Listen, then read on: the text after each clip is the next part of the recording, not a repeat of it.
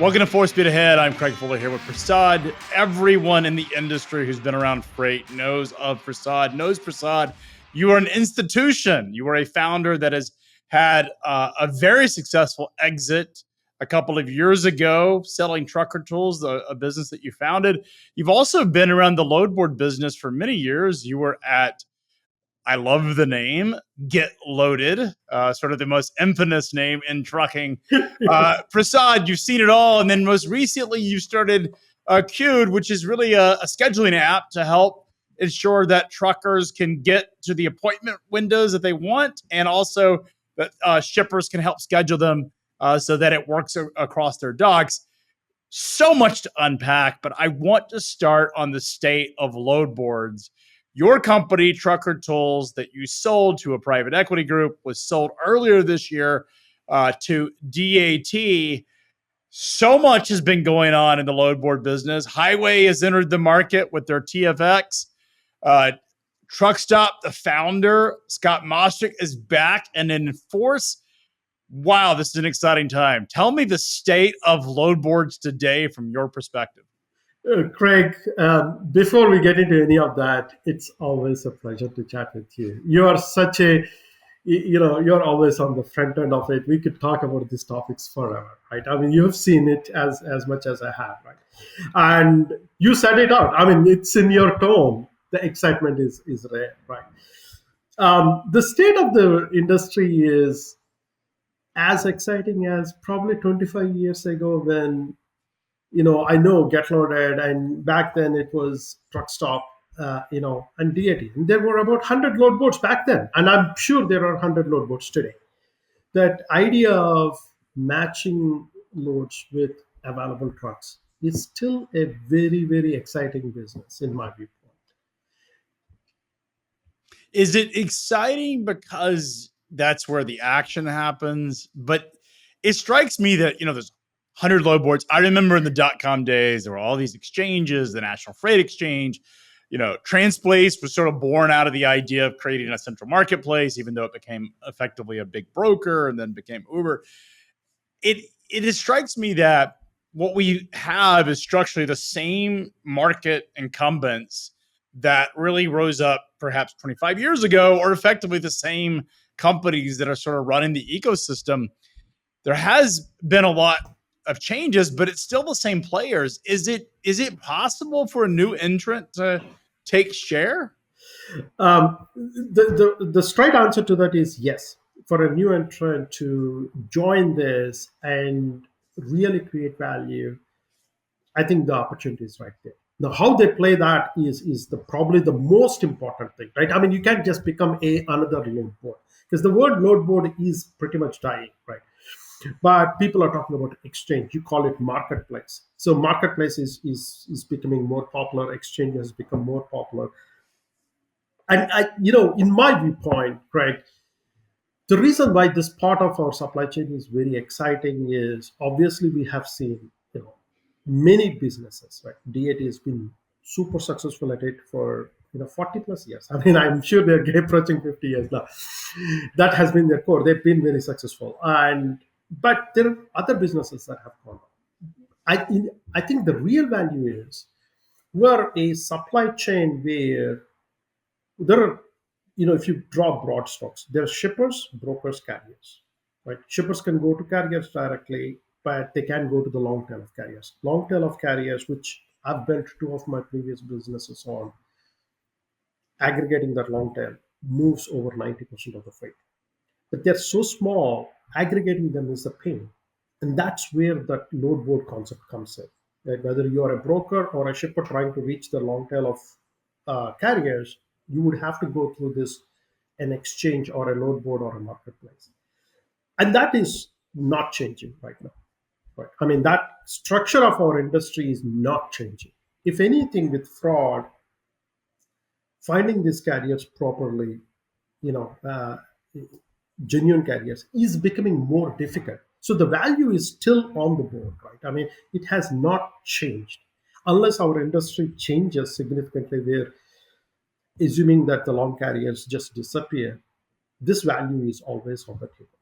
Now, it has taken a lot of forms, which You touched on it. In my viewpoint, the biggest value is not a public load board, which a public load board would become like a Craigslist, to a private marketplace or an Amazon, right? Where people are buying it on Amazon or on a public marketplace, on a private marketplace, but not on a public marketplace anymore. So that is where the direction is going. Prasad, there's been so much I've talked about these, and I've posted about this pretty frequently. The load exchange, or the exchange wars, if you will, the freight exchange wars, is certainly in full force. I mean, DAT has made a lot of offensive moves. They bought Truck Controls earlier this year. They bought Outgo to help factory, and they bought Convoy for brokers, which is, was owned by Flexport after it was Convoy. They bought effectively technology. The number that we certainly reported was $250 million for a business that effectively, was a very small business relative to what they paid for it. I just, it is interesting because there's so much happening in the load matching space, but it's, again, I go back to the question: is there room for a new player? And I think the reason I asked this is Highway has emerged. They have launched their TFX exchange, signed up. As I understand it, a lot of brokers have signed up for it. Some of the feedback is they're not getting the matches that they want, because this is arguably one of the worst markets to ever launch any kind of freight technology into trucking, because it is a really bad market. And despite my best efforts last year to call the end of the freight recession, turned out to be wrong. This market has turned into one of the most abysmal, and arguably even worse than we've seen it in the past, because freight's dried up. This is no longer a capacity problem; it's now a demand problem. It strikes me as a real major issue to launch a marketplace right now. What is sort of your state of the world as you see it? You're right. This market is really bad. There's no question about it. And you called on it. You're very, very good at predicting these things, Craig. I know it's not an easy job doing this, but you've done a great job. In spite of all of that, it's still a drag at this point. We don't know, is it end of this quarter, end of 26, right? Everybody's talking about it. Now, in a time like this, an opportunity for matching place is not there. If you look at it from a very top level, there is no value. But there is a big reason to have an exchange. I don't disagree with Jordan's moving into the freight exchange. I think it's a brilliant move because he's building it on that carrier validation. Right. I mean, the biggest problem with most of these load matching sites, marketplace, load board, whatever we call it, is the carrier is still we don't know if it is a fake carrier versus or a fraud carrier versus a real carrier. That is becoming the problem now, on top of already existing problem of finding these small carriers, right? Unless we can find these small carriers, the cost of moving the goods is going to be tight. Now, with the freight volume being low, if you're a broker or a large carrier trying to fight for that shipper freight, cost is going to be part of it. Service is great, important, it's table stakes, but cost is also coming into the picture in a recession point. So if your cost is important, you have to lean on small carriers. And if you can't find good, genuine small carriers, real carriers, you could lose freight. I mean, this year we have seen people talk about how much fraud they have seen, how many loads they have lost, which is literally adding tax to our business. Then there is a need for it. There is no question about it. And I support both DAT's move of buying Convoy. I think it's a brilliant move. What they're doing is, if 20 years down the line, Craig, you and I get on a talk and we look back, I think this is a very much pivotal moment. In a recession, these companies doubling down on their core product with Highway coming in and forcing that it needs to switch towards the private load boards, private exchanges. That's going to be the future of these load boards, in my viewpoint. I think the public load boards in 20 years will morph into private load boards. Yeah, I think that's fair. I mean, that's been something that is certainly the direction. I don't disagree. I think I go back to the question, the overarching question. The reason that we're here talking today is so much happening in the load matching space. It's where the action has been this year. It's where DAT has been quite acquisitive. And look, I had been pretty relentless about my opinions about DAT, some of their business practices I have a lot of problems with.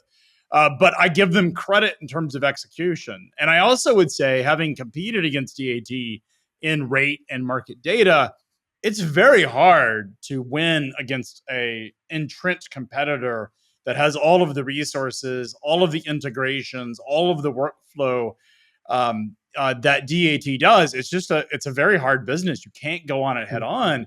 My question goes back to, if we're in a really weak market and you're a carrier and you have the highway app to effectively, get freight because you need it, because it's required by brokers, does it actually allow you, because we're in such a weak market, do we actually think that drivers will secure freight from that? Or do we think that this is a market where drivers are going to gravitate to the most liquid market? And then, and obviously DAT is the most liquid, truck stop being the second most liquid sort of a public marketplace.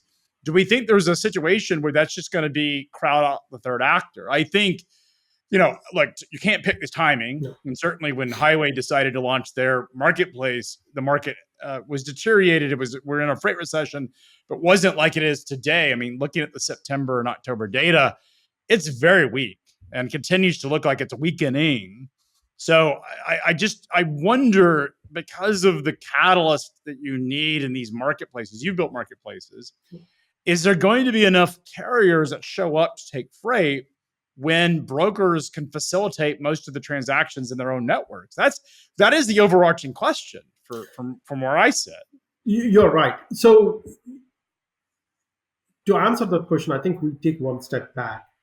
For a marketplace, even in the best of the times, to work, you have to have both volume of loads and enough carriers looking for those loads there. It's a supply and demand in a marketplace. Otherwise, the load boards would work. Like, most of the load boards fail because they don't have one side of it, which is primarily the carriers. Or they might be able to bring in some carriers, but they don't have enough loads. So it spirals down faster. Right? That's a reason why we have seen probably hundreds of load boards that fail in our space. But I think in a time like this, you're not going to have the volume. There's no question about it. There's not enough loads to create that momentum. If we think we launch a load board today or an exchange and it's going to take off like this, in a market like this, that's a very unrealistic expectation. In my viewpoint, if you start a load board, even in a good market, you have to give yourselves at least 2 years. With everything done right, you have to give yourselves at least 24 months to build that momentum, that density. And that's the reason why these, DAT and truck stop and all, the players that have been successful in the past get floated, right? So once you build it, you can go. Prasad, here's my observation. Yeah. So, we can't pick the timing. No. I think, at least what I'm hearing, I think we would agree that the timing is very difficult. Like, this is not something that they chose. They're going to launch this inevitably when they did. The big question, though, is, can they build liquidity in their marketplace in sufficient time to avoid the big question is, how does DAT react to that? I mean, having competed against DAT, and look, I will say that we've had, I run a number of businesses, media, FreightWaves, and Sonar is a data product. Our media competitors are incredibly weak in freight media. There's a couple of new startups that have done well, but the incumbents were so weak that it was easy for us to show up and win market share. And for a founder, that's the best kind of market you could ever ask for, is weak competition. It was incredibly easy to build FreightWaves on a media basis. It would be much more difficult today because FreightWaves is much stronger, and there are a number of new companies that have sort of popped up in recent years that have sort of created a voice. There's a lot of podcasts. Freight Caviar has done a very good job. These are some interesting businesses that we're competing against share. Our business models are different, but in terms of the end of the day, it's still wallet share. So the media thing I get, because I had weak competition, incredibly weak competition. In the data business, we had for a couple of years almost green light because DAT was either not paying attention did not consider us and others competitive threats. They didn't look at green screens as a competitor. They didn't look at us as a competitor early on. And then one day they woke up and said, hey, we're not going to cede this market to you, Craig, or you, green screens. We're gonna flex our muscles. And what we got was a much different climate almost overnight. And it was brutal. It has been brutal to compete directly. And I wonder if Highway is going to have the same problem. And the reason I say this is if the market is so weak and the market is illiquid, as we would agree that it is, it's just a really weak market. It's hard to have two-sided marketplace when capacity is so loose. It's hard to get carriers to seek out freight, or hard to get the freight is going to be secured in the existing marketplaces because that's where it's going to go. I wonder, does this give DAT, which is a big company, enough time to actually catch up to avoid having to give up share? Because now it's hard it's hard to compete against an entrenched competitor.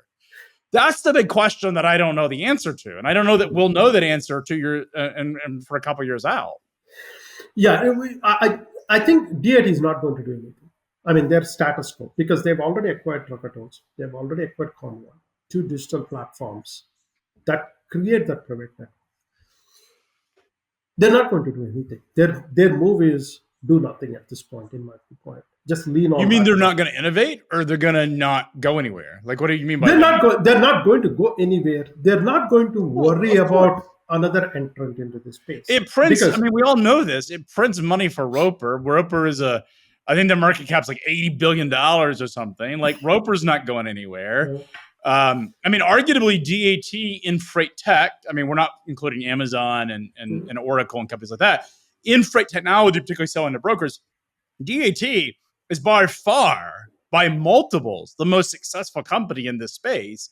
Or I should say Roper is as an institution is the most well-capitalized business in this space. And then DAT is arguably a flagship product inside of Roper. So that is without question. I don't think that's the question. I'm not even challenging that DAT is going to go away. My question is there room for a third player? And this was an article I wrote a couple of months ago, which was basically we have a number one leading position, which is undisputed at this point. And then we have the question for number two. And if you had asked me maybe 4 months ago, would Truckstop actually show up in that battle? Or were they willing to sort of play the number 3 role or the number 4 role? And it appeared the direction of Truckstop is it actually didn't seem to care or didn't know how to care. And that seems to have changed. Scott Mossop's in with a force, the founder of Truckstop. The question is, can Highway get enough liquidity before DAT is able to respond with some of the, whether it's the fraud management or the technology or the systems, can they respond? Can Highway get enough liquidity before DAT basically flexes its muscle? And I don't know the answer there. I think yes. Yes. And it's going to be interesting. There is a room for a third player as long as they don't have to generate revenue from freight match. That is going to be the key. So Highway, in my viewpoint, would give away their exchange. And I'm not speaking for Jordan by any means, but I think they'll just build the freight density because they already have a product that doesn't compete with DAT, which is carrier validation. DAT's carrier validation is nowhere matching with Highway. I mean, we all know that. And if anything, it competes with RMIS. So it's an interesting situation we have. But RMIS is so weak. So it's like, back to my earlier point, Prasad. This is, and look, I love the Truckstop folks and good friends. It's interesting because I look at when Highway came about, you had right time, right place, right team. You had a perfect world for Highway with very weak competition. Mm-hmm. There was no competition for Highway when it started. I mean, yes, RMIS was there and they've taken an enormous amount of share, but RMIS was in this transition period of being bought by Truckstop. It had old legacy technology. It wasn't solving the problems. Then all of a sudden you had this sort of massive surge of fraud. Everybody allocated budget to it. I know this personally because we we lost a lot of wallet opportunity from clients because they were also focused on fraud. The question, though, is if the competition was so weak when they entered the fraud market, and yet they're coming up against the most, I would say, the strongest player, the strongest competitor in any part of the freight ecosystem is DAT. And I hate to admit that. Yes, it is. As someone who competes against DAT, it's my only real natural competitor in the market. Like even green screens, we don't consider Triumph. Triumph's rate product, market intelligence product, isn't really a direct competitor to Sonar. DAT is the only one that really has substantial share at this point for us to consider them a viable competitor, and they have resources. They're the ones that are the incumbent. And you're absolutely. The question is, can Highway get liquidity when they have an incredibly strong competitor to go up against them? I don't know the answer to that. My viewpoint, I have seen this, Craig. If Jordan does his execution very well, I think there is an opportunity. He cannot just get thinking that, okay, we're going to generate a lot of revenue from this product right away. For 2 years, he may not generate a good enough product. If as long as Highway leans on their fraud prevention, continue to do that, but let this product percolate. So here is why I'm so confident about this product. And I'll tell you why. In load matching, freight exchange, if you are the one with loads, if I don't charge you for that, you're more than willing to share your loads with me as long as I share it with, even if it is 1,000 carriers, 2,000 carriers at a time. It doesn't need to be 50, 60, 100,000 carriers out there. Because for you, it's another line in the ocean. Throwing that line, if it is a free line, you'll just throw that, right? Most of the brokers, large brokers, medium-sized brokers, they all love doing it. It's another check mark, and you push your loads to everyone. So all of a sudden, whatever DAT has, Highway could have the same loads, right? For the same. So this is where it gets interesting. But they don't have the density. They will not have the density, right? Well, that goes to the liquidity problem. So I'll give you a story. I was in payments at the time. This is 15 years ago. We were the largest third-party distributor network of Discover card. The credit card, but this was in the payments business. We were number one of a third-party doing this. And I remember thinking, and we kept getting complaints about the fact that the Discover card was not as accepted as MasterCard and Visa. We were at a strategic disadvantage when we went into a deal that was highly competitive. And our competitor, no matter how good their technology was or how bad it was in the most case, if they had a MasterCard and Visa logo on the front of the card, they were always going to win those deals versus Discover, even though we had better systems and better processes and that. We were at a disadvantage. Here's what I learned. So I sit down, we're at lunch with the Discover rep, who I'm basically giving him, he's a friend of mine, and I'm telling him we're leaving. And he's sitting there telling me about parity of Discover's acceptance. They have 99 something. And I said, but here's the problem. His name was Ashvin. I said, Ashvin, here's the problem. When I if I only carry one card and it's the Discover card, and I get to a restaurant or a store and they don't accept Discover, then I can't pay. At least with MasterCard and Visa, I have absolute confidence that every merchant that accepts cards will accept a MasterCard and Visa. And the whole lunch is about him basically blowing this problem off and saying it isn't as big as I thought it was, that they changed their ways. We get this is not a lie. This is not a made up story. We get the bill, and he pulls out his Discover card, and the waiter says, "Sir, we don't take Discover." And he has to pull out his personal Visa card because Discover's not issuing him a credit card. Pulls out his personal Visa to buy lunch because, and now therein lies the problem, is liquidity of these marketplaces means that you need as much. And so if I'm a trucker and I'm thinking about where do I get freight, I want to go to the most liquid marketplace of all. I want to go to the most universal marketplace at all. And also the freight brokers have the same problem. They're not going to cut off DAT because they're going to lose potential access to all those carriers that have it. Therein lies the problem in a two-sided marketplace. You know this through trucker tools. It's like we did the same. Unless you have both sides of it and both sides are liquid and transacting, it's very hard to build the kind of acceptance that you need. It's hard to build that liquidity that you need. And therein lies the issue and challenge, I think, that Highway has of doing basically a bespoke marketplace. So I'll go back 20 years, right? At GetLoaded, when we built the momentum, the volume, we actually gave free ride to brokers. We let them post for free, and if you are automatically posting, it's even free for longer time, um, compared to if we have to manually type into their loans. Back then, it was still available. Now, I think it's if Highway can. This is how I would play the strategy. You and I, we are big on strategy. So if I were Jordan, I would want DAT to think I'm not coming after them. I would want them to think I'm going after truck stops market share. Because so if you think about it, there are two people, like every broker pays to two people. Yes. DAT is already aware of it. Like you yeah, but then they would have, like Michael Caney is a very good friend of mine. Yes. Jordan is a good friend of mine. By the way, just for full disclosure, you and I are both early investors in Highways. That should be disclosed in this conversation. And we're rooting for Highway. I root for anybody that goes up against DAT. Yeah. Like I just do naturally because I don't like DAT. I've been very public about that.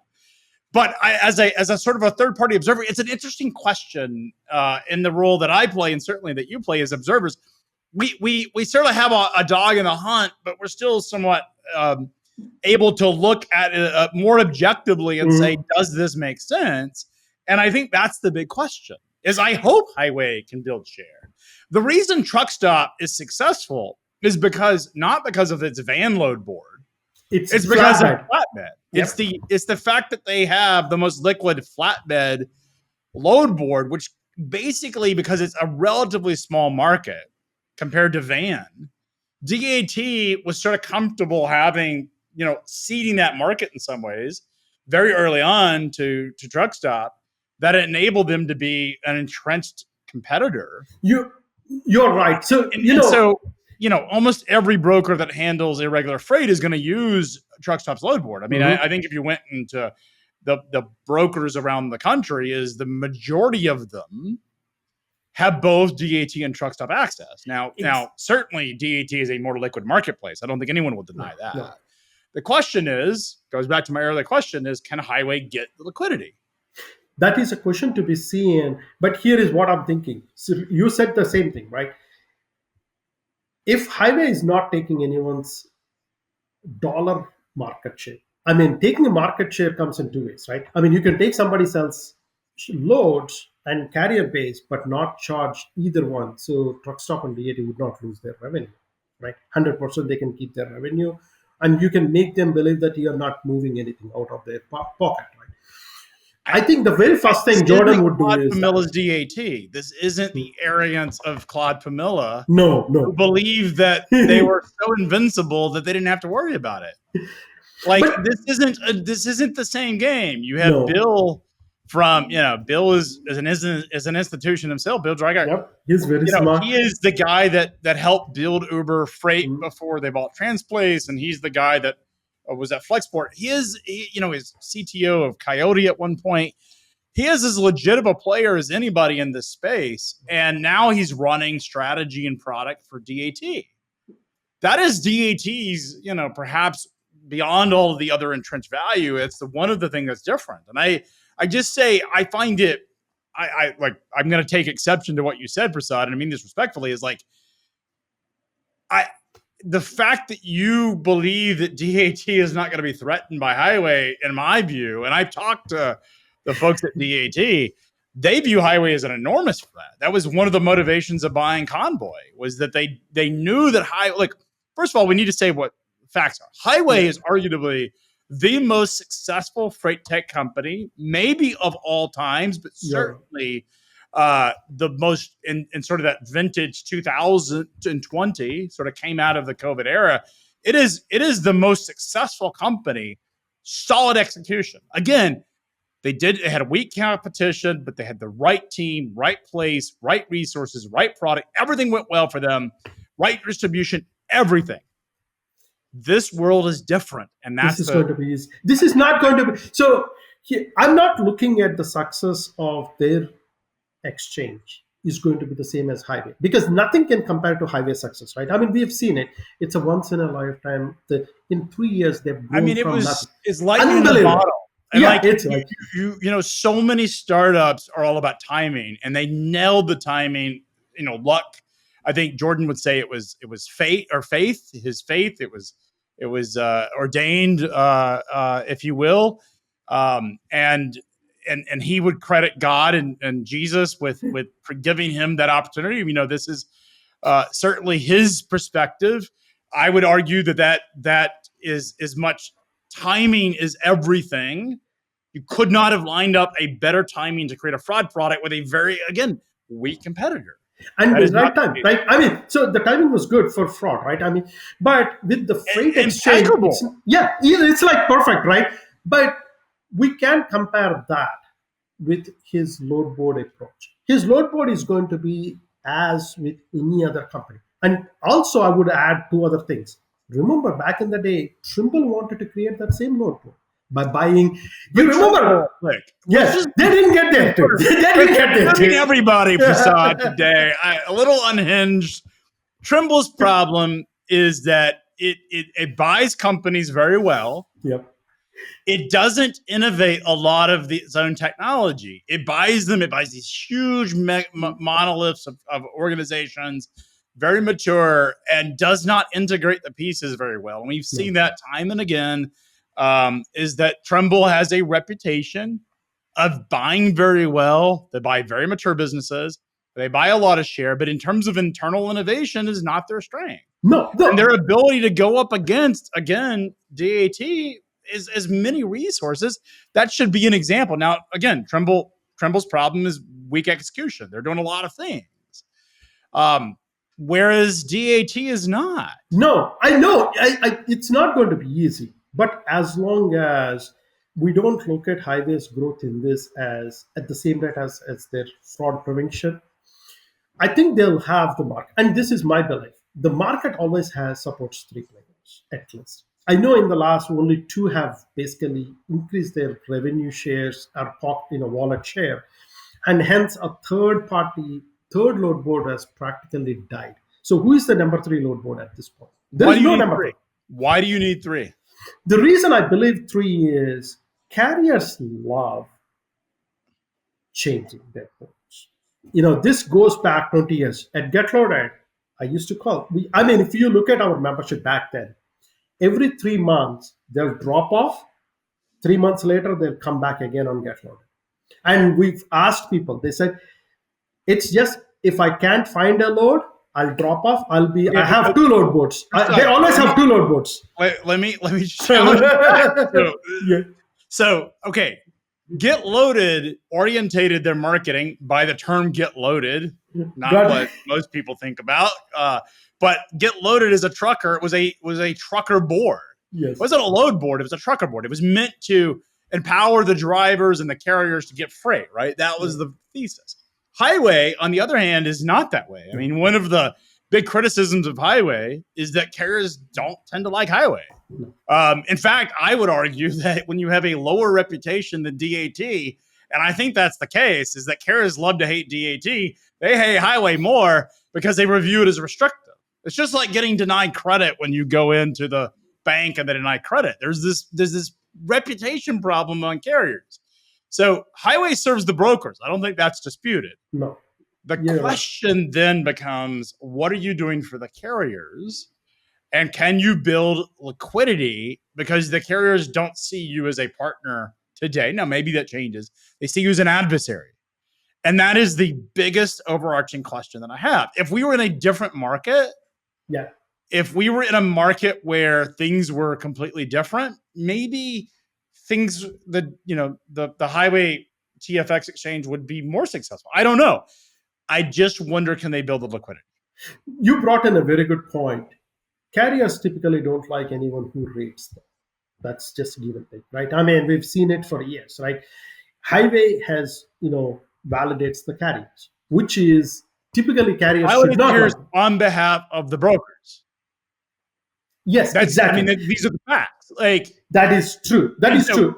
Anyone working for I know this because anyone anyone Quick working cut. for brokers in the mind of carriers are out to get them. That's Yeah, just the exactly. way that the mentality of the average truck driver works. Is that if you are helping the brokers, Yeah.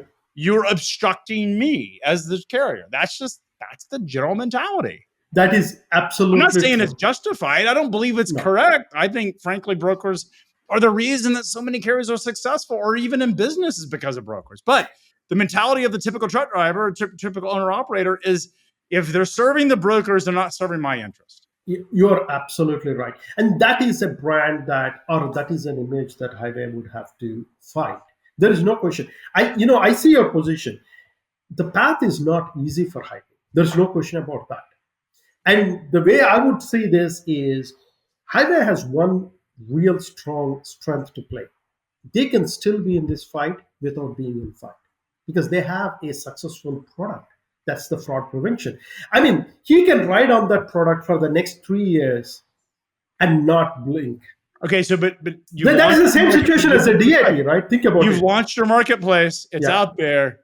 If people give up on the marketplace because there isn't liquidity or load opportunities of those loads that are available on highway are also available on DET, what's the compelling reason to do it? That's the question, right? I guess highway could not charge carriers for it. And absolutely. maybe carriers could then unplug DAT. And I recommend everyone to delete DAT.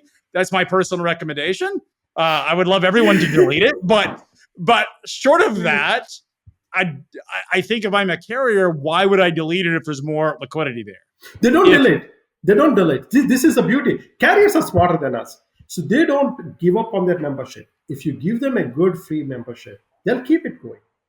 The tipping point doesn't happen immediately. In my viewpoint, the tipping point we're talking about is 2 years from now. When some carriers will say, I don't want to pay DAT if I'm getting enough loads from highway. Now, does highway have enough patience? Are they committed to this to stay in business for 2 years in well, spite how much of all headwinds? private equity funded now, Yes, not founder, yes. it's still controlled by the founder, but effectively private equity, they have a 3 to 4 year, maybe 4 to 6 year, depending on the timeline of the fund. Mhm. There's a tight window. So are they going to write it out for 2 years? Are they going to be able to burn, millions of dollars a year to achieve that potentially? Or is the PE firm going to say, hey, enough is enough? Those are questions that I have that I don't know that we will know those answers No. until a year. I have one last question for you on this particular topic, Prasad. Mhm. Is highway making a mistake of not focusing on the fraud problem, which continues to be more and more pervasive? I was at a broker yesterday, has $1 billion business, Mhm. and they had 8 loads stolen for them in the last month. They have highway, they have best practices. So the founder and CEO said, is this something in building the marketplace going to take them off their core mission, which is to solve the fraud problem? If that happens, that would be shooting themselves in the foot. Because this is a time, if I were truck stop or DAT, I would expect highway to lose their focus on their core business. If I were truck stop, if I were Scott Musgrave, I would love that, because if highway misses their focus on their core product, um, that would put them. I mean, that I would buy time to revamp my RMIS, right? I mean, So, look, Scott, and I know yeah. that Scott well. I believe you know him well. Scott is back and in force, and I can tell you personally, having experienced it. We had tried to get a deal with Truck Stop for 7 years, and it just kept going and nowhere. Scott shows up, and man, he's already put the sonar charts on the marketing page website. We don't even have a contract yet done, and he's already marketing the product. That's my kind of founder, man. That's my kind of energy. It is a new truck stop, It is. and It is. that is the interesting thing of this. Again, sonar does not participate in load matching. We compete against DAT. We certainly compete against green screens or Triumph's product, but not to the degree that we certainly compete against DET. So very different business models, very different sort of core focus. DET is a much bigger and much more important competitor, if you will. But seeing truck stops sort of wake up and seeing the level of product shipping that's going on there is something to behold. And that is a different calculation than what we saw even 5 months ago. Is I actually think highway is the reason Scott got brought back in, is because, highway has obliterated RMIS, like absolutely taken it to the woodshed in terms of market relevance, if you will. I mean, every client that highway has is basically a market share gain from RMIS. It was a wallet move. Highway's a much better product. Let's just make that very blunt. I do think Truckstop will make significant improvements to RMIS. The question is, will they be able to challenge them? I think that's a question that I don't think RMIS will challenge highway, in my viewpoint, and this is what I'm thinking. Scott's an amazing guy, but it's extremely difficult to recreate that same product and get the market share. In our industry, winning the market share again is not an easy task. Scott has a big challenge because he's got to fix the core business, which is beyond the fraud RMIS thing. It's got to fix the load board business, which has been left without a lot of product direction for some time, and it's been a challenge. He's got a lot of things he's got to go do. I think the question, though, again, remains: this is a new market? It is. Are we going to see? This is a really interesting question. I do ask the question: if you are the market leader, going and doing something that you're now moving into a very competitive and entrenched category, everybody wants to get in the load matching game. It is. Like you and I both know the reason there are 100 load boards and there were 20 years ago, and there's another 100 load matching systems, is because everybody's obsessed with load matching. Like it just, and it look, is almost a gold Andrew rush. Leto emerged. Yeah, that was a load matching technology. JB Hunt 360 load matching technology. Yep. Like C.H. Robinson Navisphere, load matching. Uber Freight, load matching. Convoy. Everybody's obsessed with load matching. That's where the money is. That's where the money is. It's a bloody ocean, man. It's a bloody ocean. That's the problem. Now, one counter argument to everything I'm saying is that maybe you can't solve the problem around fraud if you're not connected to the transaction, but that means DAT's got to make a move at some point there as well. It is. So there's going to be, I know DAT has doubled down on load matching. Great, right? That's what they're looking at. Truckstop is thinking about focusing on their core product, revamping RMIS. Great. They're protecting their wallets right now. Highway, to answer your question, if they are not focusing on their core product, that's going to be a disaster. I don't think Jordan is going to make that happen, right? Because Jordan, I've known Jordan. You've known Jordan. I think the world of Jordan. And I think he's a very sharp guy. Founder. Yeah, I would argue that Jordan is the smartest founder that he has. And look, Michael Caney has a lot of energy, a lot of opinion. I know this because Caney and I have known many years. But he is the one willing to put up the fight. He's willing to go pick the fights. And I think that offset between Jordan and Caney works exceptionally well. The question, though, is, can you beat number one? Not right. Can you even be number two? That's the question. Yeah, this match has started now, but the result won't show up for 2 years. That is the beauty. So do they have enough in their tank and not lose their own focus on their core products for 2 years to even get to the scoreboard? That's going to be the thing. I've said the same thing to Jordan. I said, when he got into this, I said, great, but you're not going to be making money on day one. You're not going to make money for 2 years. Do you have enough in the tank to fight this fight? I think the patience is not right now, because you're new into the market, you're excited, you want to get few deals done. 12 months from now, 2006 time period, will they stay in the fight or will they give up?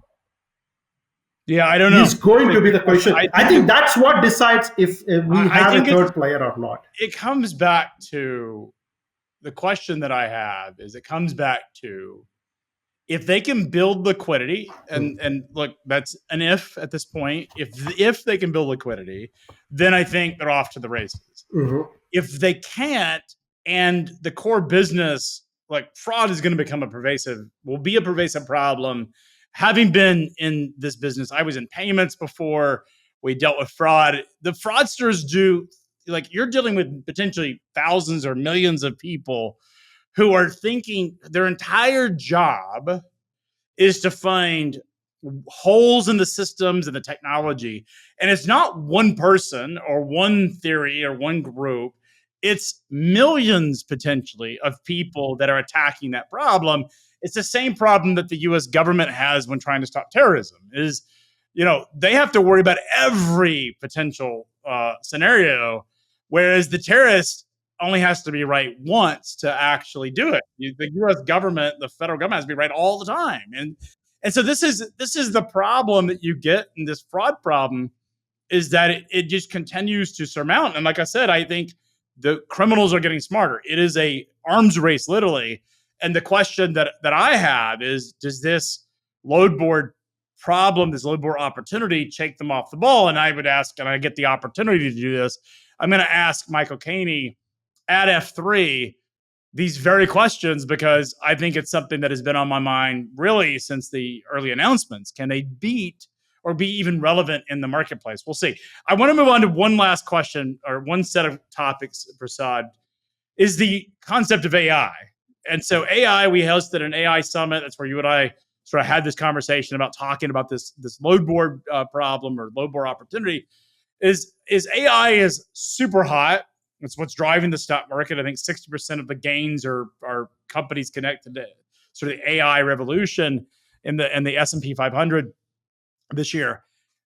The question, in my sort of perspective, is, and I think you and I've talked about it, is the AI thing overdone? Are we seeing backlash where brokers have implemented these AI agents like Happy Robot and others, and are disenfranchised? I remember we did this at Repower, which could be on the board on. They implemented very early on Happy Robot, and then got really significant savings early on. And then when drivers figured out over time that it was an AI, they sort of didn't want to talk to the AI anymore. Are those savings really going to be there? Or are we going to see a backlash to this? Is, I think, a really important question. There are two questions there. The savings part, I think the savings part will continue to grow with AI. But having said that, are these technologies going to be promising? You're right. There's so much noise with AI, so much noise. People are repulsive. The moment you say AI, people don't want to even hear it. That's how bad we are in this market. Like, if you talk to any broker out there and you say, hey, we have an AI solution, they're like, take a number. Right. That's all they would tell you. Because they're repulsive. But, talking to some large brokers, smart ones, this is what everyone is resonating. There is no one AI solution across the board. So if you talk about, I'm just using this as an example, Happy Robot, they want to do everything. These AIs are saying, oh, we'll do everything for a broker, right? Brokers are not believing it because they have seen it. They would rather have silo solutions. Prasad, Yes. I have this conversation frequently, and it goes back to sort of the highway conversation. Is brokers as a business buy a lot of technology, and they don't like buying technology from one vendor. I think you go to a trucking company, they tend to be much more on, at least on tech. They'll buy it from their TMS, and they have a McLeod instance, and everything is through McLeod. It might frustrate the hell out of them, but it's you gotta integrate into the TMS. In the brokerage business, it's quite different. Is that the brokers are comfortable buying and picking technology, and this is the big question: is because they're so comfortable buying other things, do we end up in a situation where we just have so much going on? It is, and more importantly, what these AI companies should do, the smart AIs will do, is find their silos, their lanes, and be building it rather than be everything. I mean, solving one problem. One problem is far really more. If you are solving one problem, that's what we.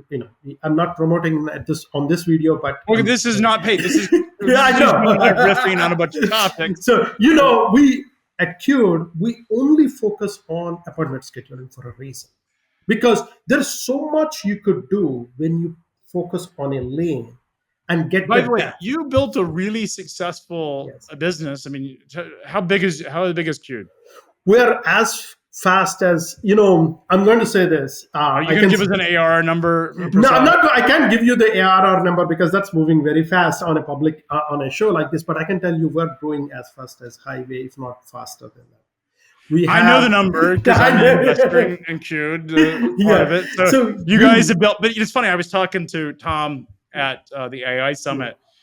Who's your, is he president or COO? he's the president of our company. So Yes. Tom, I've known, he was at Kingsgate, a freight logistics company, and now is running is helping run Qt with you. And I said, because he was telling me about just the remarkable success, and I said, could you imagine walking into a cocktail reception and trying to impress somebody with what you do, and you do appointment scheduling? Like, You that know, has to be the most unsexy description to a business that I can imagine. You're a clipboard, Prasad. You're a you know, digital clipboard. I love you. I I love know. Qt. Very successful business, but it goes to show that you don't have to boil the ocean. You don't have to get in freight No. matching to build a big business. You can do something and do something very, very targeted. And you can even sponsor bathrooms like we do. You We can do do. what? We sponsor bathrooms. Right? Bathrooms. Yeah, that's what we do. We have those signages in the bathrooms at the shows. Oh, at the shippers? Yeah, and all the trade shows we sponsor their bathrooms, like not Like sponsor, the but urinal cakes that you we put can. those the signages in the bathroom. Okay. So we're making fun of it, but we've basically built a brand. Like you said, it is not. You don't have to really be fighting with a million other companies. The value is if you find your own lane, there is so much. The best thing about a founder, the best thing to be a startup, and I think this is sort of the message for two startup founders, is that not boiling the ocean, not trying to solve these big problems, enables you, especially if the competition is incredibly weak. Like, you're effectively competing against a module inside of a TMS. That is what Qt does. It is. It's like it's an unsexy thing that they added to the TMS because the carriers and the brokers demanded it, but nobody really wants to do anything with it. The process doesn't work. You're competing against inertia and lack of investment, which has enabled you to build a very successful business. Yes. That is, for founders, solve one problem and solve it well. You don't have to go boil the ocean. No, and that is what we want to see. Everybody wants to build $1 trillion business, $100 billion business. It's sexy to be the next Mark Zuckerberg or the big billionaire that figured it out. And like, I know a lot of the founders, and I am as one as well, where you start off in your journey and you're going to build $1 billion business, and you want to be on the Mount Rushmore of founders. I think, Prasad, for what you have done is you built a business, you sold it for $100+ million, a very successful exit. You weren't trying to build the $1 billion business. You were trying to build 100. You've built a very you got a lot of liquidity out of that transaction. You did very well for yourself and your family, and you're set for life if you wanted to be. You don't need to be, but you're set for life. I think that's what most founders should aspire to in this day and age, is not trying to be. And I remember right before you were selling the business, you and I had this conversation, and you made the right call of selling. I think we all wish we'd sold in 2021, right? That was the right call. And I think, you understood that securing your family and providing, you built a great business, but there are other problems to solve. It is, and people get caught up in going from 0 to 100, right? 100, 50 million, 100 million ARR is one thing. Going from 100 to $1 billion is another thing.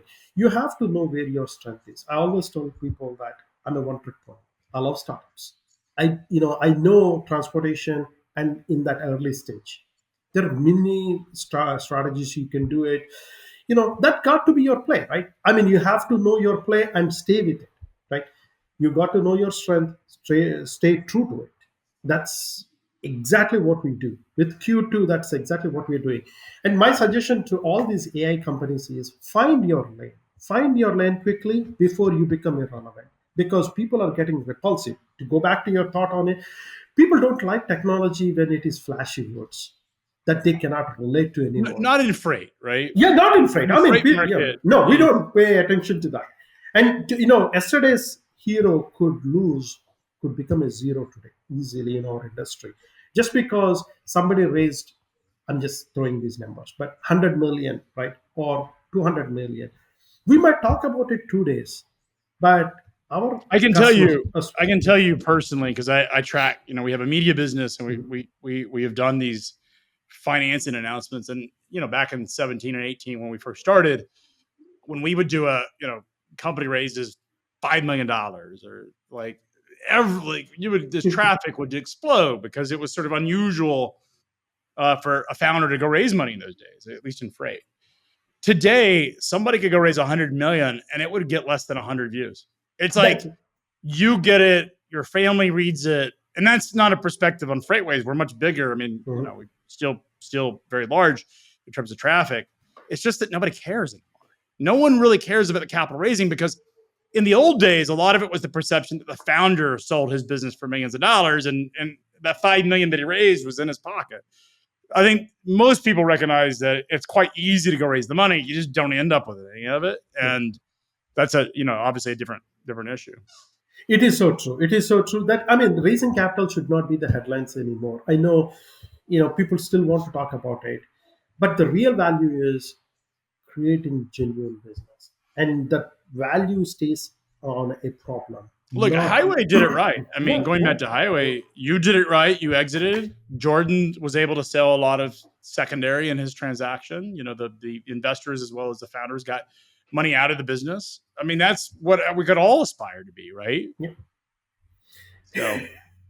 So it's a crazy time. Lots to talk about. We're going to talk about this all at F3, which is coming up on October 21st and 22nd. We also have a hackathon the night before. It's the Freight Fraud Hackathon. We're going to talk about the freight fraud problem that is getting more pervasive. It's a hackathon. We're just there to host it because this is a big problem. Lots of people are solving it. Hope that you guys can join us. You can get tickets to F3 on FreightWaves website, and we hope to see you there. It's going to be a heck of a party.